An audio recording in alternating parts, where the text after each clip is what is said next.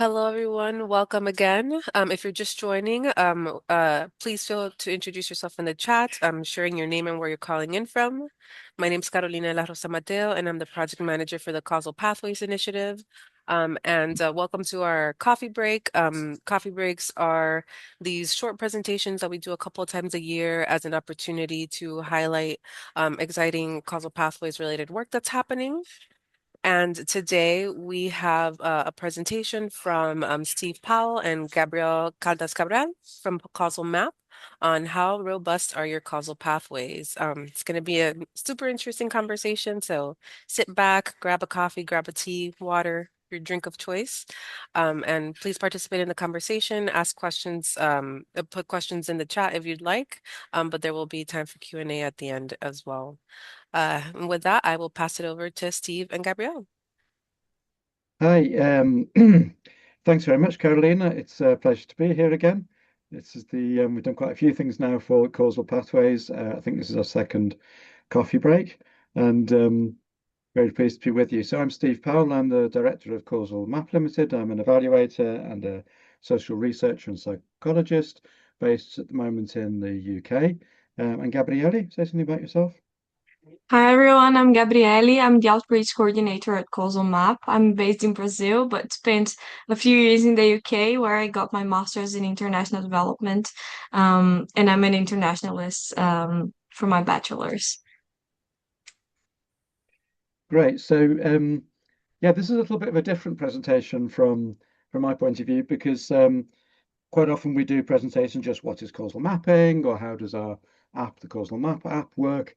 But this is something where we've taken a little bit further down the theory road with a couple of new things. If you're familiar with Causal Map a little bit or causal mapping, and some familiar things too, uh, or a different light on familiar things too. Perhaps just to say up front, causal mapping is a tradition that's been around 50 years or so. It's been used in disciplines from ecology to organizational sciences over those 50 years with different teams taking somewhat different perspectives. And of course, there's other people who do something that's very like causal mapping that's maybe don't use that word, but we'd say it's pretty much the same, and vice versa. Sometimes people say causal mapping, and it's something that quite distant from what we do. There's a lot of different disciplines, and we've had a rich overlap, and we've had some conversations about that in the past. I won't go into that now, nor will I tell you kind of upfront just exactly what is causal mapping all over again. But if you're not too familiar, then perhaps hopefully you'll be able to catch up as we go along with a little bit of background explanation. But what we're talking about specifically today, oh, there's a cat in the room which has to go. Goodbye, cat. There's a What we're looking at specifically today is robustness and causal mapping. Often people have said to us, well, that's all very nice and it kind of looks really cute, but I'm not sure I can really use it for my high stakes evaluations because I don't really know how you can make robust judgments, evaluative judgments with it. And this is something of an attempt to do that for you. Oh, the cat's gone. Goodbye, cat. Thank you. So, and we're part of the Causal Pathways Initiative, as Carolina mentioned at the start. So this is one of a series of webinars and coffee breaks and trainings and all kinds of things. And there's a link at the end of the presentation to the initiative.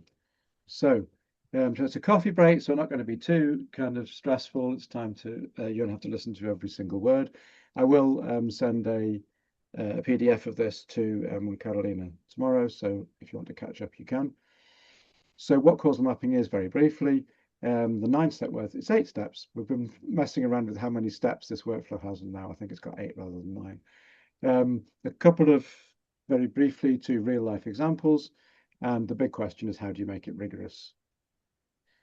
So what is causal mapping? It's a way of making sense of what people say causes what. So if you know this already, you can just like enjoy your coffee even more or have a little stretch or walk around the room or something. So we divide it into 3 tasks: collecting and coding and querying. When you're collecting, you're doing interviews or focus groups, or you're just collecting reports wherever people have explained why things changed or just how things are or what affects what in their world. So it's related to cognitive mapping, which is just about what people think, like mind maps, mental models. The leap from that to what's really going on in the world is a separate leap. So the second step is coding. So you, in this, all of this narrative information you've got sometimes, or very often, it's surprising how often people say things like, well, that happened because of this, or I did this and that led to that happening. People's narratives are full of that kind of stuff. They're kind of informal claims about causal influence. And so we code that. We code, if someone says the training raised her confidence, that means one, the cause, so to speak, is the training, and the effect, so to speak, is her confidence. And the causal claim is a link between the two of them. And then what we do is we query. We get lots of these links, put them into a map, and query them to answer evaluation questions. So you end up with massive loads of links. There might be just 4 or 5 of these causal factors. There might be hundreds of these factors. There might be thousands or sometimes even tens of thousands of links between them all. And that gives you overall a picture of what all your sources are saying, but normally we drill down and filter and manipulate the map to answer particular questions that we want answering. So all of this was just as important before AI, of course. We always needed to, and colleagues always do, when they're doing any kind of causal pathways work or causal mapping, I guess you could think of as being a kind of causal mapping work. I've always been busy to check the validity of their conclusions, to check the actual quotes, and to check the sources, to check the trustworthiness of the sources, and most importantly, to work out, like, is the conclusion I'm drawing on the basis of all this actually trustworthy? What causal mapping does and what we're trying to do here is provide a framework to do this in a way that makes it a little bit simpler. So now with AI, that means that rather than being able to code as a human, maybe 100 or 300 or perhaps 1,000 claims from maybe 10 interviews or perhaps 50 interviews if you've really got lots of time. Of course, with AI, it's possible now to code up hundreds of documents, and that might produce tens of thousands or even maybe 100,000 links. So it's even more important to know how can we actually check the validity of this data and the validity of the conclusions we're making on the basis of this data in a rigorous way. Because it's very easy, as we all know, AI is incredibly, one of its big dangers, I guess, is that it does tend to sound incredibly convinced about everything it tells you. And so it's very tempting not to check. So if you're looking at a map, this is a particular map that's filtered here. I guess we're looking at the links from increased knowledge to improved health. It's an evidence broker causal mapping. It organizes these causal claims. So from that, from a massive hairball of links that you've got, it helps to organize the claims. So you can say, to answer particular questions, and it's useful for contribution analysis, process tracing, outcome harvesting, and so on.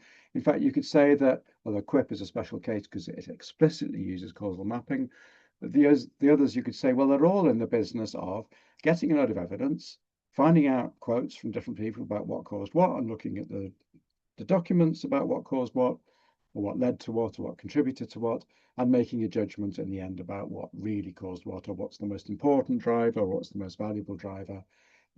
All of these methods, unless there's significant changes, a bit of an outlier, all of these methods use the same kind of logic to a certain extent. And most real evaluations, of course, might even combine 1 or 2 of these methods. So causal mapping isn't an evaluation technique, it's a way to help you organize evidence about what causes what at scale.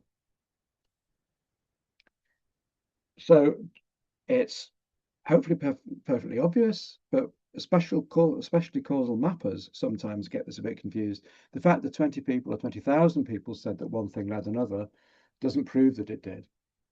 It's only you who can make the judgment, or at least some procedure, or you've got to take an extra step from all of this evidence to what really happened. Often we undervalue, I think, evidence from simple causal opinions or perceptions or observations from people in the field. I think our perspective, at least, is we'll assume they're right until we're shown they're not. but you still have to check in each and every case whether this person is really the right kind of person in the right kind of situation with the right kind of information and background and skills to be able to make this causal judgment. But if we're listening to farmers in an international development intervention and they've been given or they've been buying like a new kind of seed and they say, oh, that's definitely improved my crops, my first instinct is to trust them, yeah?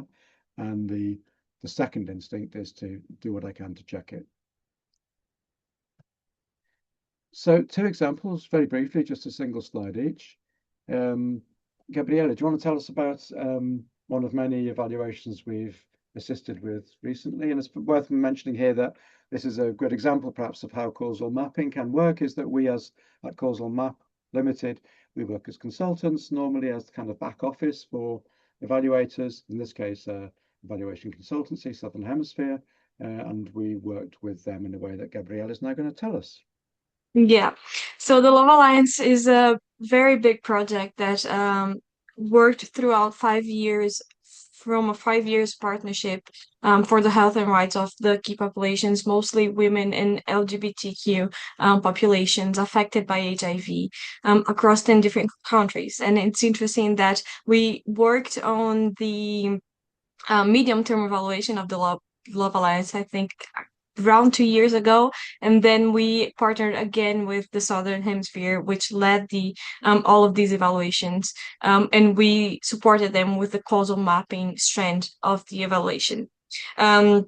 So we had a massive data set to code, 176 documents from country reports, internal documents, and also interviews.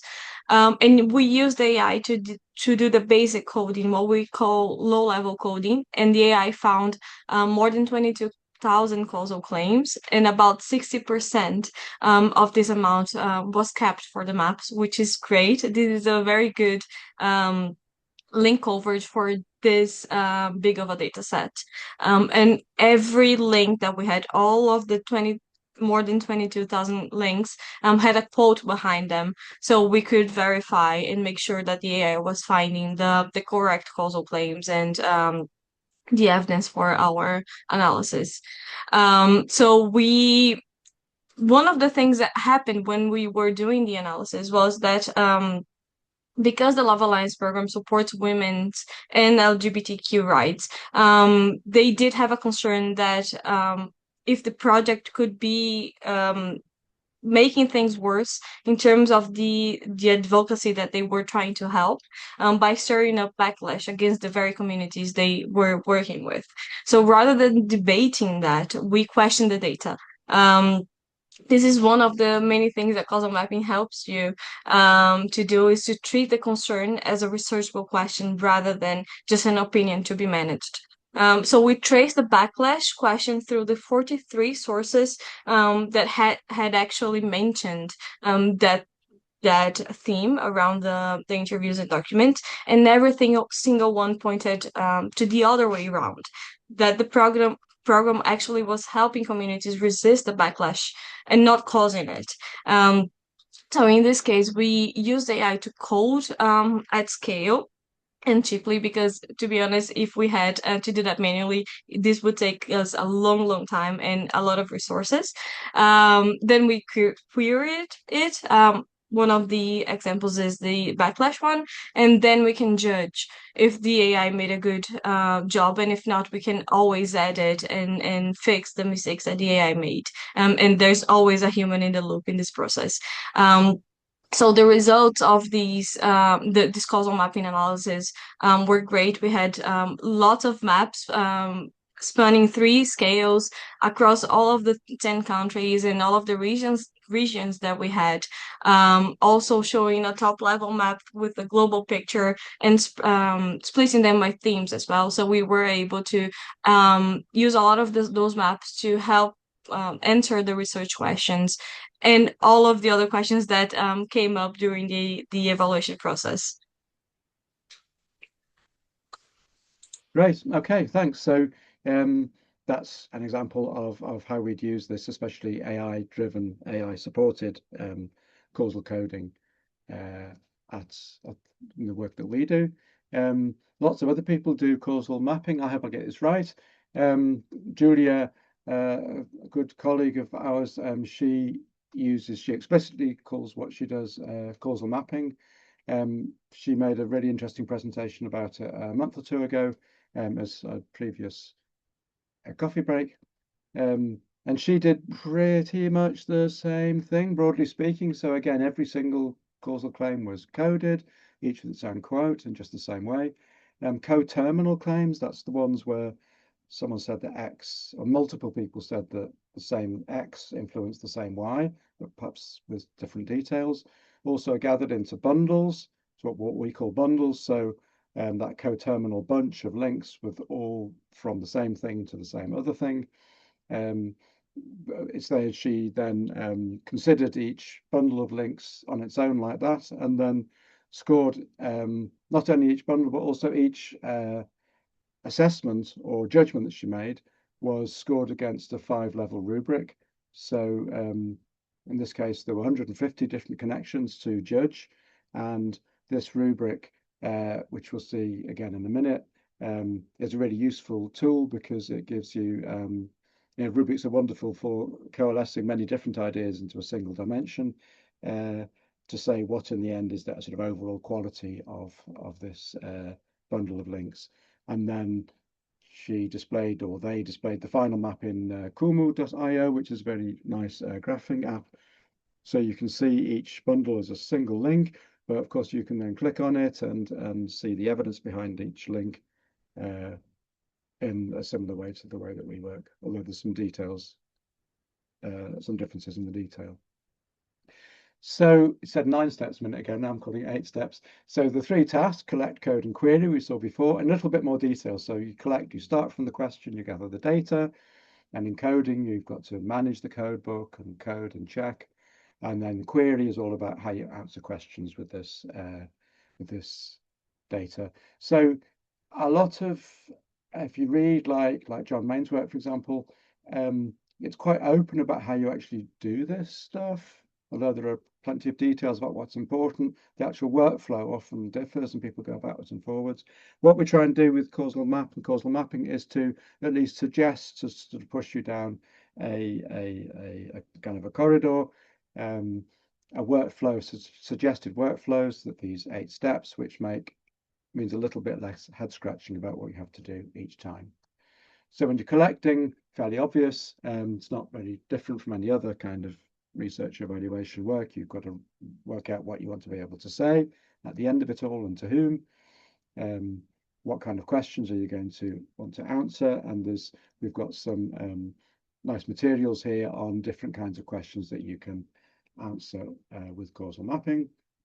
One thing you won't get here is any kind of effect sizes. If you're coming from a quantitative perspective and you expect to see effect sizes or how strong this link is, that's probably the thing that causal mapping is least well geared up to do. So it can give you an idea possibly of how important or how frequently mentioned or how strong the evidence is for something. It's less good at saying exactly how strong is this, like is it 0.5 or 1 litre per kilogram or kilogram per litre or something like that. We don't really have those kinds of measurements in causal mapping mostly. Then you gather the data. Obviously, normally you're interviewing people or maybe you're collecting reports. Sometimes you're doing very targeted interviewing, like you're doing the qualitative impact protocol. How did this thing change and what caused it to change and what caused the causes? Sometimes it's more just exploratory, like let's just have a chat about what your life's like, or this aspect of your life, your health, or this family problem or something, or this organizational problem, and use more exploratory interviews for that kind of thing. So then you come to coding. Sometimes you start from a code book, as usual, with like in any other kind of qualitative data analysis. Sometimes you're coding completely free. Normally you're doing some kind of mixture or sometimes iterating between the two. Sometimes you want to confirm a theory of change, a little bit more like the traditional, I guess, contribution analysis and then fixing it or adjusting it. Sometimes you start much more emic point of view where you're just saying, let's just see what people say without any more preconceptions. Yes. So it's in terms of quality assurance, so these are these quality assurance things that are popping up here. Are the labels consistent at the right level of granularity? And whose worldview are they encoding? So how sure can we be that these words and ideas are actually coming from the people themselves, as opposed to being imposed by me, the evaluator? And although we hear a lot of criticism about AI and et cetera, and its worldviews, which are very justified, it's also, we actually quite like AI coding things for us because we can be more sure that it's less influenced by an individual, at least perspective, or it was Friday afternoon and I got lazy or something. There are, of course, kinds of evaluation and research where that's very important, who I am and how I feel and how this whole procedure is developing and what I'm making of it and how it fits into my life and my experience. It's all extremely valid, but it's not really the kind of thing that we're doing right now in causal mapping, although positionality, of course, is still there, but a bit more in the background. So you code each claim. You might have, in this case, 831 links, at least in this filtered view.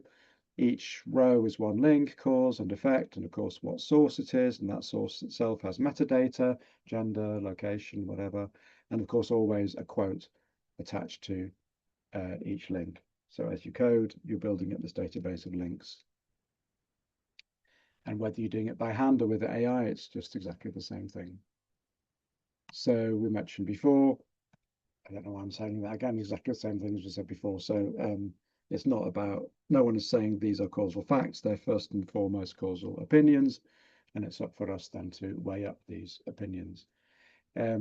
Always, we have a quote for every single link. There's no exceptions to that. And the Causal Map app won't really let you code a link unless you've got a quote.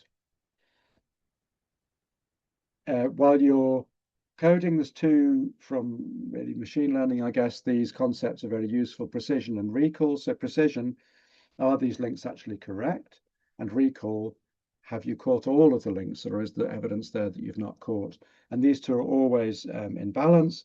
And for human coders, we don't perhaps think in this way quite as much, a little bit less formally, but for AI coding, we very much got these front and center, like, is it finding all the links, and is it making any mistakes? Normally, we think that AI nowadays is pretty much good enough to find any explicit links that you need it to find, but you have to tell it exactly what you want. And so people sometimes say, "Oh, the AI got it wrong, or it hasn't, it's missed all of this stuff." And we normally just say, "Well, go back and change your instruction and keep tweaking that instruction until it is picking it up. Tell it what it got wrong and keep tweaking it until it does pick up what you want it to pick up." So quality assurance, once you've done that, you've got to check and tag while you're sometimes during the process of doing the coding. Is it a real claim? Is it in the correct direction? Sometimes the direction might have been coded wrong by a human or by an AI. Have you got the correct quotes? Sometimes hypothetical claims are important, depending what you're researching or what your evaluation is, but mostly we don't want hypothetical claims. Or at least if we're going to tag them separately. You want to say, we'll include it, but it's hypothetical, so we'll normally exclude it from our analyses. And you can tag, if against each link, you can tag, say, this sounds like a doubtful claim, or the person sounds very hesitant, or I think they're talking about a wish, not a fact. It's important to do as you go along. And then, of course, you can filter some. So here, somebody's coded doubtful or hypothetical about these different connections. And then, of course, you can use those claims, you can use those tags and filter later on. So please don't include any of these hypothetical links. So, yes. So query, once you've got all of this evidence, you've got to do some answer some questions with it. And one of the first steps is, how do you get, like I mentioned before, how do you get from this bunch of claims all saying that, let's say, improved siege led to improved harvests? You've got a load of different pieces of evidence there, but how do you interrogate, or how do you put them all together to finally conclude what is all of this information telling me about a link from seeds to harvest? Normally, well, one way, there's a little, this is a nice little diagram. So you might have different people saying different things. good quality, excellent quality evidence, some poor quality evidence. So how do you conclude from that what the actual quality of that evidence is?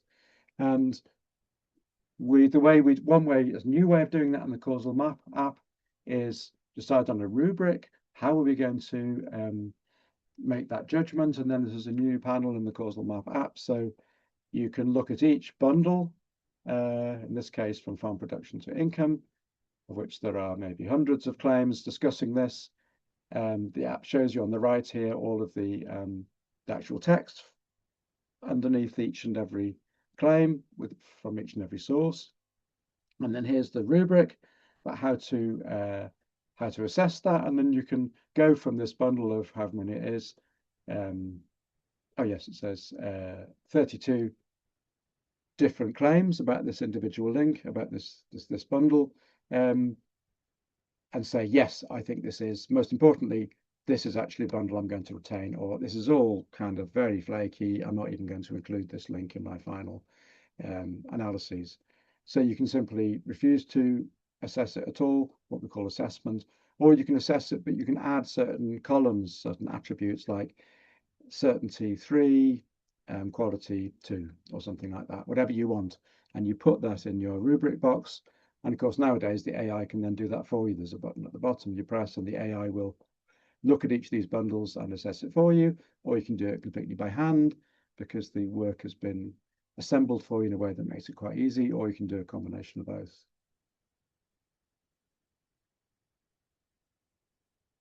Yes, and you can, this is the way we've done it in the Causal Map app. This is completely free. You can make up your own columns. You can say, I want a column called transparency, or a column called triangulation, or not. And this is from Jewlya Lynn's work and colleagues, the rubric that they had. It's a single dimension to go all the way from, well, not even including that, to, yes, evidence from multiple sources, at least one of which is a particular kind. And so that's the rubric you'd use, something like that, to collapse, if you like, all of this bunch of links into a single assessed link. And there's the link to the work. So then we get to questions you can answer, which is better go a little bit faster than I. So we've got some already plenty of stuff on our website, and some of you might have seen it before, about different kinds of questions you can answer: the overall structure, which are the drivers, which are the outcomes, what's surprising, how do groups differ, and importantly, what's the evidence that a particular intervention actually influenced an outcome, along which pathways, and maybe comparing evidence as well.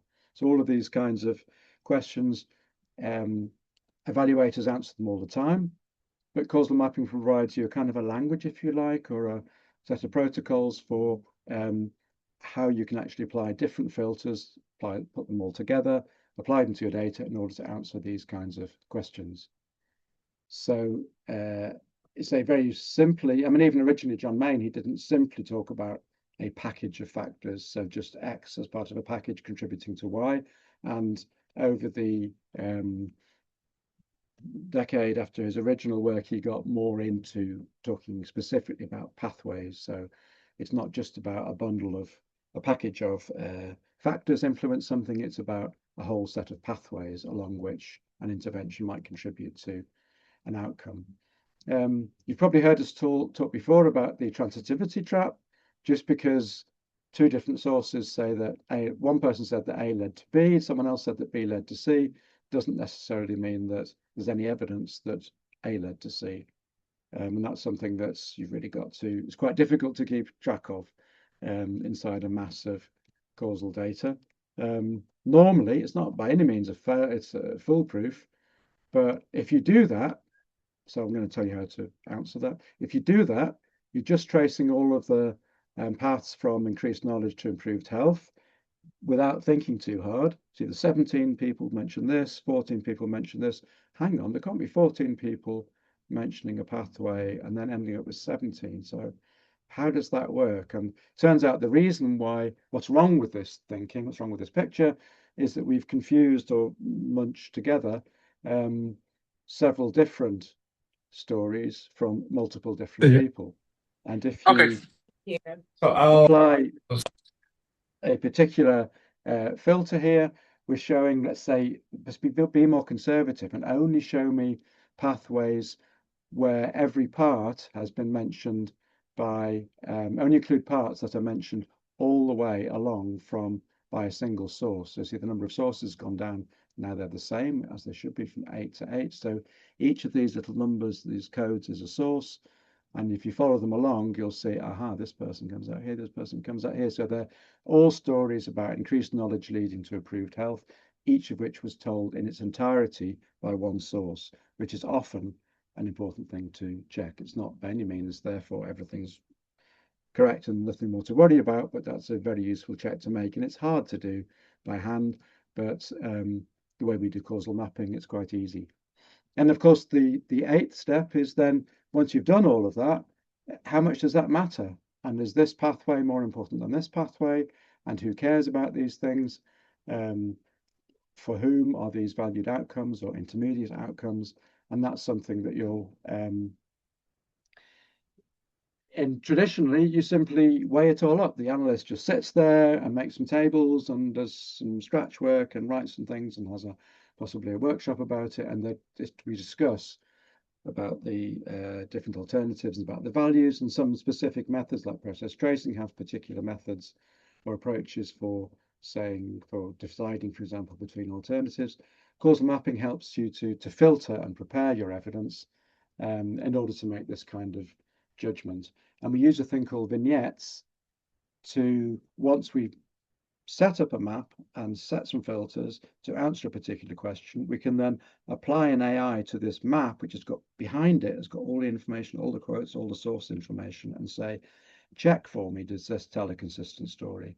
And then the AI can see all of the things, see all of the quotes, and work out what the conclusion I'm trying to draw from this analysis is actually correct, which is extremely useful. And that's a little bit like what it looks like. So there's a special panel where you can do that. How is this rigorous? So we're sort of concluding now. So causal mapping gives you a standard-ish workflow to go from causal claims, quotes and sources, how to trace paths of evidence, how to collapse bundles into single links, how to check those things. So it's a helper on the way to your producing your final report. So we're part of the Causal Pathways Initiative, and I said I'd show the URL there. There it is. It will be in the presentation when we share it. A couple of resources. So there's 3 and more working papers, which we're still developing, but I hope readable.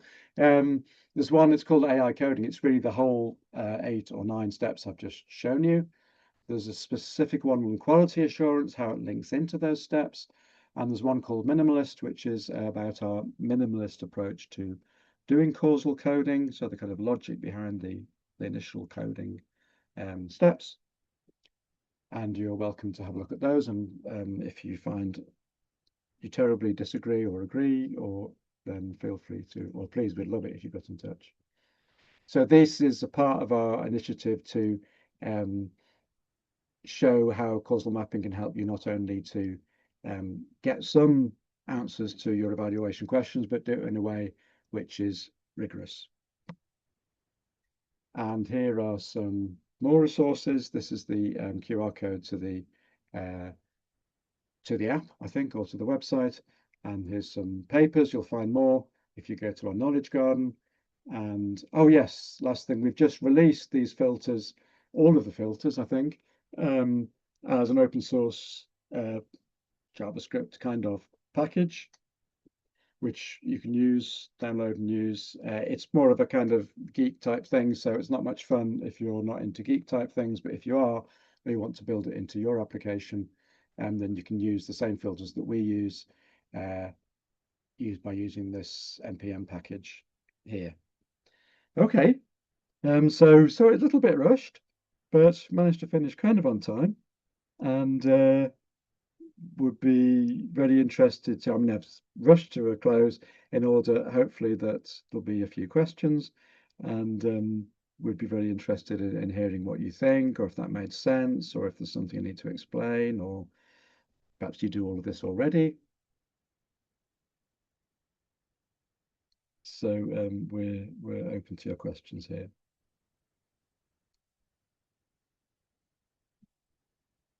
So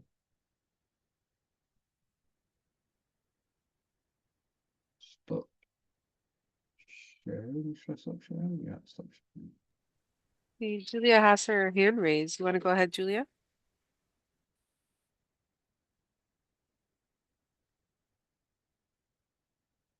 Yes, if I can find my get off mute. Sorry about that. So the set of causal factors that you talked about in the very specific example you gave were very tied to the program.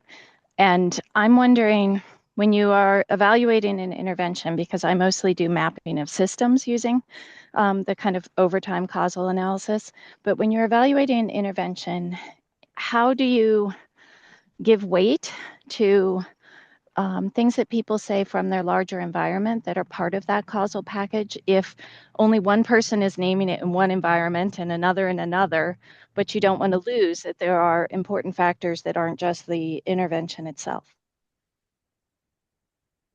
Thanks, Jewlya, and it's great that you're here. You raised your hand because I was referring or deferring to you to an extent. I'm not quite sure.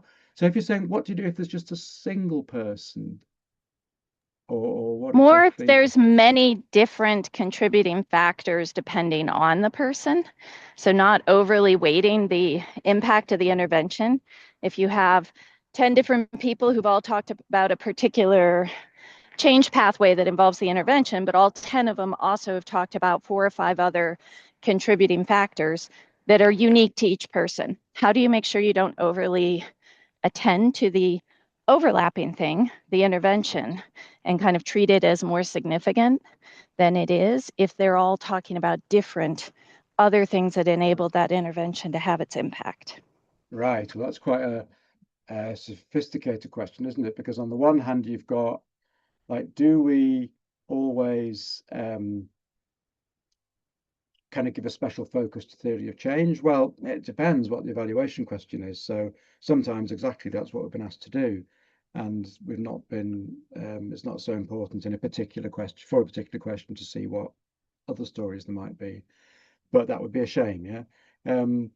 But specifically what you're saying, I think, is like you might get lots of mentions of something which is very much in people's faces, as maybe been coded in a certain way with a language which is familiar, which people are kind of expecting because everyone knows what the program is. On the one hand, and let's say there's 30 mentions of that, and on the other hand, you might have 30 mentions of other things, or even 100 mentions of other contributing factors to something. But for each and every person, they're different. I think there's two possibilities here. One is that kind of they're all different from each every person, but they all have there are 3 or 4 broad themes that you could code them under. So you'd want to look at what those other contributory factors were. And quite likely, let's face it, in real life, they're quite likely to be 3 or 4 broad themes that you could categorize them into. So in that case, that sort of solves the problem. Because you could then show again, in fact, that alongside this quite large program, let's say, influence, there are some other thematic influences which group together what many other people said. It's kind of my own personal thing, but nevertheless, you can group it together into certain themes. But I guess the last thing is that people say all kinds of different stuff, and there's just no coherence from our outside perspective. Everyone's saying something different. So there's nothing more we can do about it. And I don't think we've had, I mean, you always can group factors together, right? And we use all kinds of semantic similarity filters, which are not AI really, but well, AI, NLP, not generative AI, to do that for us, or we can do it manually to kind of group themes together. But I can't really remember, to be honest, a case where everyone's stories are so different that we couldn't do that. See what I mean? Does that make sense, Jewlya? Normally, we've been able to find themes that you can group these differing perspectives under. It does make sense, and I appreciate you named that you haven't been using generative AI to find those groupings. That has been my experience as well, that it doesn't necessarily organize different things under the same buckets of sameness. that a human might do. So thank you. Yeah. Yeah, thanks. I mean, it's a very rich topic, is like, what is the same? And how do you organize all these factors, which is something we haven't talked about very much. But of course, if you use AI to automatically code stuff, or even many different humans without a code book, then you're going to get lots of different factors, which maybe overlap very much in meaning. So how do you then sort that? And we've got a lot of stuff here up in what we call the garden, which talks about exactly that. And there's different procedures, but we find that yeah, you can ask a generative AI, I think, in a relatively limited context with a relatively small amount of material to kind of make sense of this and group these disparate factors into common bundles or common themes. But it's not a good way of dealing with hundreds and thousands of labels. So we use more primitive semantic similarity methods, which are also not perfect. So you've sometimes got to throw a human eye on that as well. But it's an important challenge and a very interesting challenge. I think everyone would agree there is no perfect way to do it, not yet.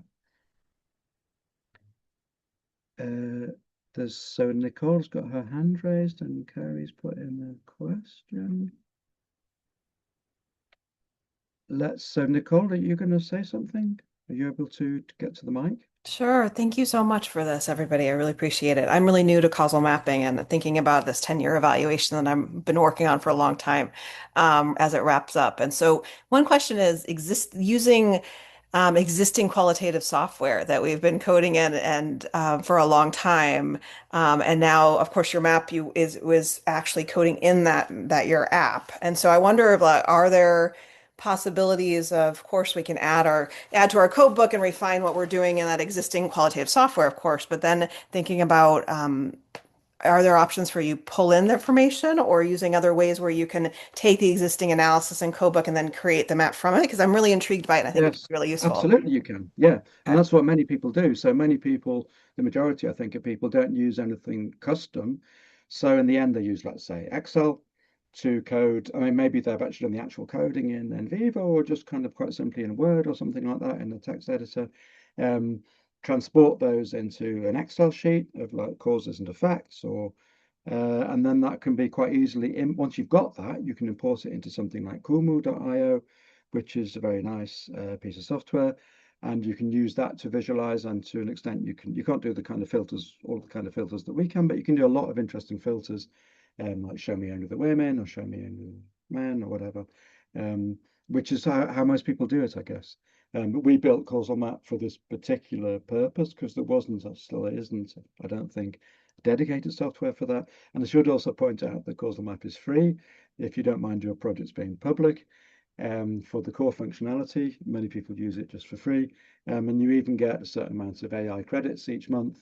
So you don't even have to pay for that, as long as you don't do too much. I think like you get 100 or 300 pages or something every month. But loads of people use different software. I think the majority don't use a specialized software. I'm not aware of a way of exporting directly from NVivo or something, but if you want to do that, then give us a shout. Thank you. Yeah, and then Carrie's got a question. Is a lack of coherence itself a theme? Aha, right. So I think that's presumably in response to Jewlya's question. Is that right, Carrie? If you can come to the microphone, or shall I just talk?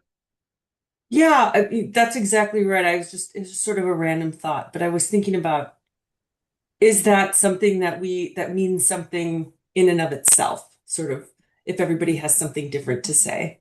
I don't know. Yes. Yeah, absolutely. I mean, like I say, it's not something I think that we've actually come across very much, but it's certainly plausible, isn't it?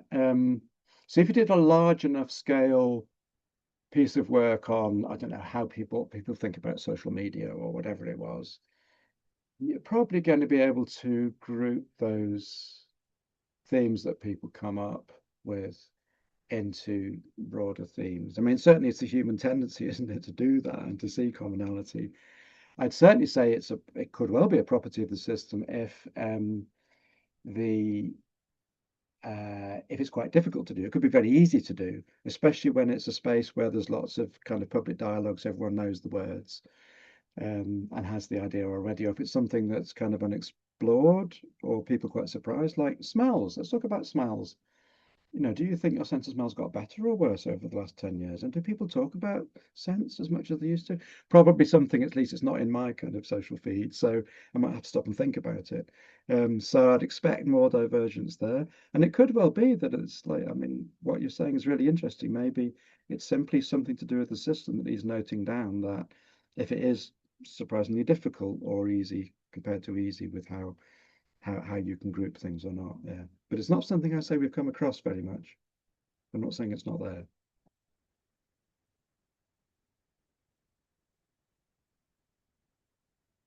So do we have any more questions or hands raised?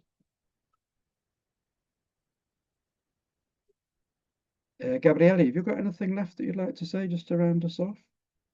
I just sort of jump on you like that.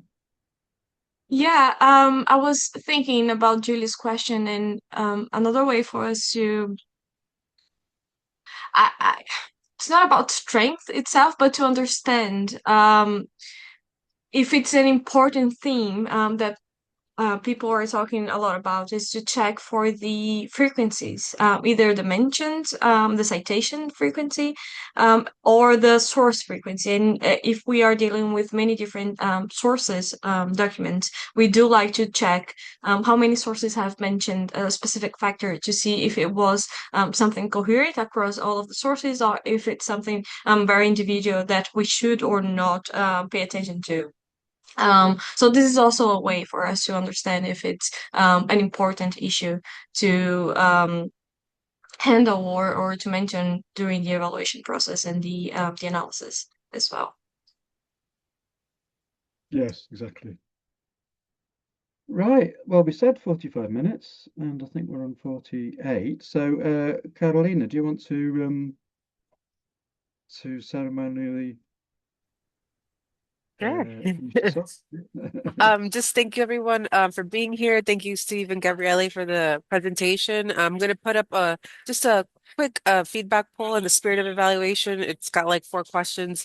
Let us know what you thought. And yeah, please stay connected and be on the lookout for future coffee breaks, most likely in the fall, and other training opportunities that we have in the future. Thanks, everyone. Thank you, Carolina.